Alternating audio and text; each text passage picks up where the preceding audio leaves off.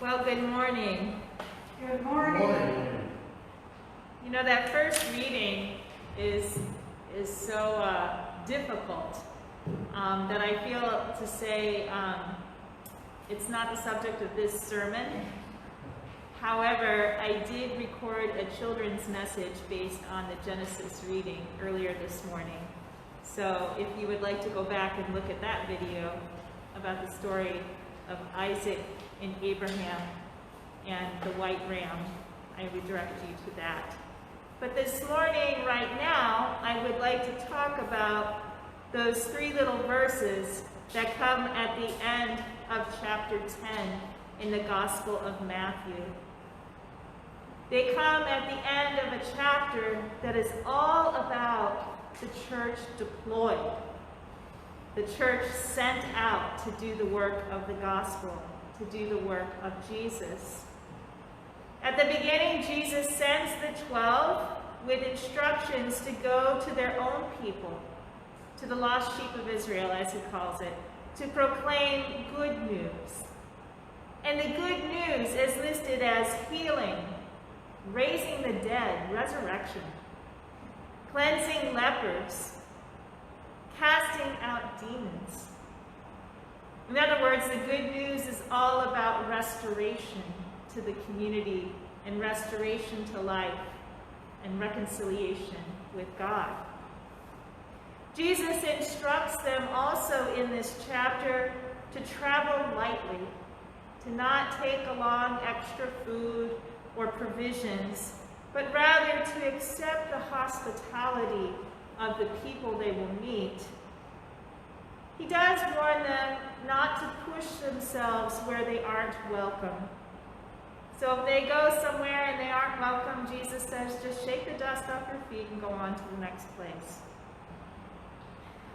Then a little bit later after that, Jesus warns them that there will be persecutions, there will be division.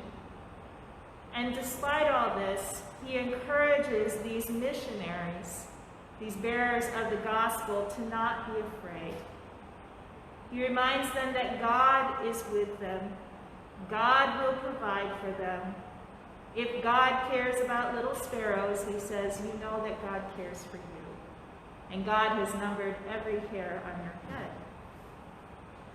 And so today, in these last three little verses of this chapter, we come back to hospitality and the importance of accepting welcome. Jesus says, whoever welcomes you welcomes me, and whoever welcomes me welcomes the one who sent me. Wow. Those are some powerful words. Let me say that again. Whoever welcomes you welcomes me, and whoever welcomes me welcomes the one who sent me.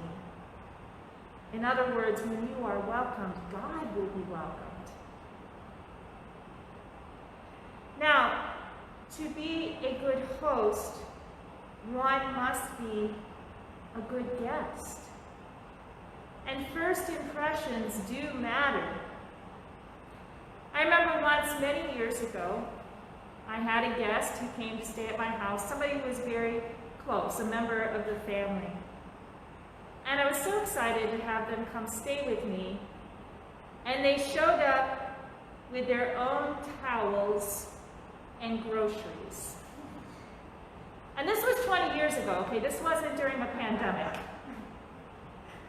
So there was nothing wrong with my towels and groceries. And so my feelings were hurt very deeply. And over again throughout the years, this happened with this same guest. And it was very painful. I never felt truly welcomed when I went to see this person. I never felt welcome for what I could bring as a guest as a result. And I was very limited in being able to receive whatever other gifts this person might have brought to me when they came to visit, because they wouldn't accept my hospitality. When we are gracious guests, Our host receives the one who sent us, Jesus the Christ, and the one who sent him, God, the source of all life. So you see, being a good guest isn't about not being a bother. When you are a good guest, there is possibility for a holy moment. And really, to be a good guest, to accept another person's welcome, is a sacred gift that you give to everyone who is present.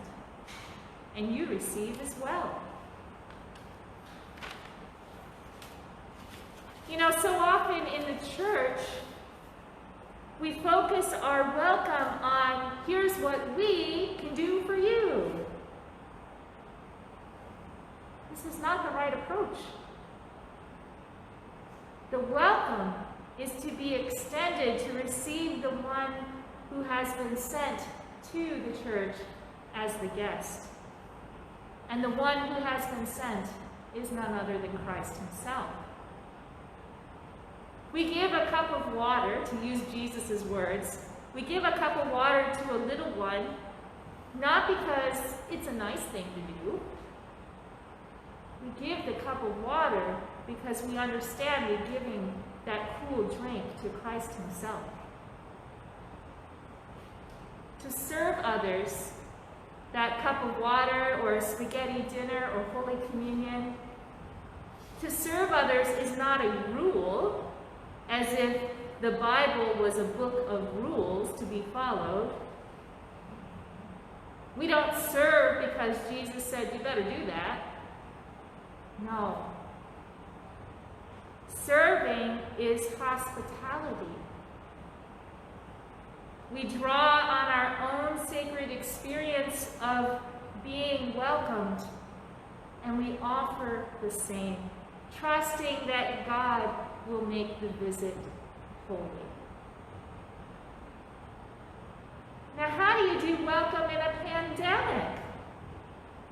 Well, you definitely have to think outside the church box, because that is where Christ is waiting to receive us.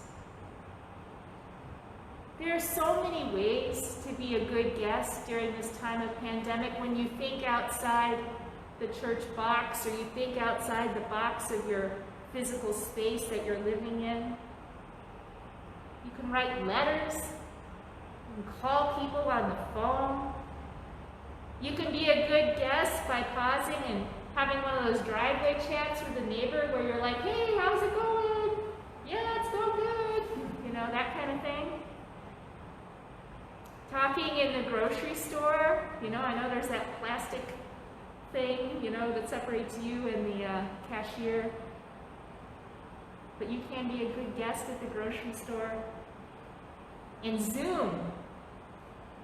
I'm so proud of so many of you on Zoom meetings. I'm just going to take a moment and say I'm so proud of you. You've all learned how to mute and unmute yourselves. You're being great guests. There's so many ways to be welcoming and to be welcomed, even though we are apart physically from one another.